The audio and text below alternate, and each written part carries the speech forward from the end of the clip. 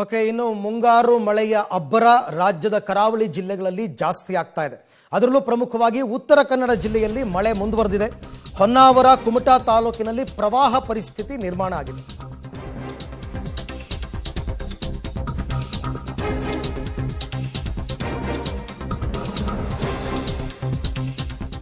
ಹೊನ್ನಾವರ ಮತ್ತು ಕುಮಟಾ ತಾಲೂಕಲ್ಲಂತೂ ಪ್ರವಾಹ.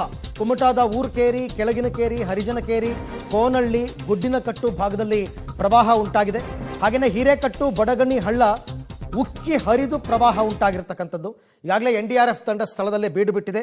ಯಾರಿಗಾದರೂ ತೊಂದರೆ ಆದರೆ, ಯಾವುದಾದ್ರೂ ಮನೆಗಳಿಗೆ ತೊಂದರೆ ಆದರೆ ಇಮ್ಮಿಡಿಯೇಟ್ ಆಗಿ ಅವ್ರನ್ನ ರೆಸ್ಕ್ಯೂ ಮಾಡ್ತಕ್ಕಂಥ ಕೆಲಸ ಆಗಬೇಕು. ಹಾಗಾಗಿ NDRF ಟೀಮ್ ಈಗ ಅಲ್ಲಿ ಬೀಡು ಬಿಟ್ಟು ಕಾದು ಕೂತಿದೆ.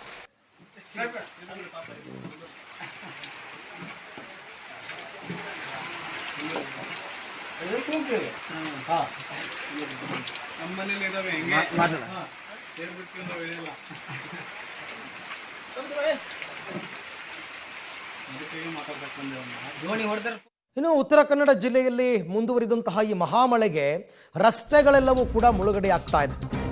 ಕಾರವಾರದ ಗೋಯರ್ ಗ್ರಾಮದ ರಸ್ತೆ ಕಂಪ್ಲೀಟ್ ಮುಳುಗಡೆಯಾಗಿದೆ.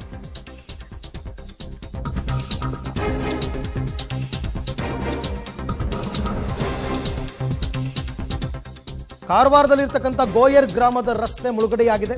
ರಸ್ತೆಯಲ್ಲಿ ಸಂಚರಿಸೋದಕ್ಕೆ ಪರದಾಡಿದ ಜನ. ಕಾಡಿನ ಹಾದಿಯಲ್ಲೇ ಸಾಗಬೇಕು ಗ್ರಾಮದ ರಸ್ತೆ. ಬಾರಗದ್ದೆ ಗೋಯರ್ ಗ್ರಾಮಕ್ಕೆ ಸಂಪರ್ಕಿಸುವ ರಸ್ತೆ ಜಲಾವೃತವಾಗಿದೆ. ಸುಮಾರು 25ಕ್ಕೂ ಅಧಿಕ ಮನೆಗಳು ಈ ಗೋಯರ್ ಗ್ರಾಮದಲ್ಲಿದೆ. ಒಂಥರ ಈಗ ಅದು ದ್ವೀಪ ಅಂತ ಅನ್ಕೊಳ್ಳೋಣ, ಅಥವಾ ನಡುಗಡ್ಡೆ ಆಗ್ಬಿಟ್ಟಿದೆ. ಸಂಪರ್ಕ ಕಲ್ಪಿಸುವ ರಸ್ತೆ ನೀರಿನಿಂದ ತುಂಬಿ ಹರಿತಾ ಇದೆ. ಹೆಂಗೆ ಹೋಗ್ಬೇಕು ಜನ? ಗೊತ್ತಿರೋರೇನೋ ಕಾಡು ರಸ್ತೆ ಅದು ಇದು ಅಂತ ಹೆಂಗೋ ಬಳಸ್ಕೊಂಡು ಹೋಗ್ತಾರೆ. ಇಲ್ಲಿ ನೋಡ್ತಾ ಇದ್ದೀರಲ್ಲ, ಇದೆ. ಈ ರೋಡಲ್ಲಿ ಯಾವ ವೆಹಿಕಲ್ ಕೂಡ ಹೋಗೋಕ್ಕಾಗಲ್ಲ. ಬರೀ ಕೆಸರು ಮಿಶ್ರಿತ ನೀರು, ಎಲ್ಲಿ ಹೂತೋಗುತ್ತೋ ಗೊತ್ತಿಲ್ಲ. ಹಾಗಾಗಿ ಇವಾಗ ಸದ್ಯಕ್ಕೆ ಅಲ್ಲಿಗೆ ಜನಸಂಪರ್ಕ ಅನ್ನೋದೇ ಕಡಿತವಾಗಿದೆ. ಇನ್ನು ಮಳೆ ತಗ್ಗಬೇಕು, ಪ್ರವಾಹದ ಪ್ರಮಾಣ ತಗ್ಗಬೇಕು, ಆಮೇಲೆ ಅಲ್ಲಿಗೆ ಸಂಚಾರ ಸಾಧ್ಯ.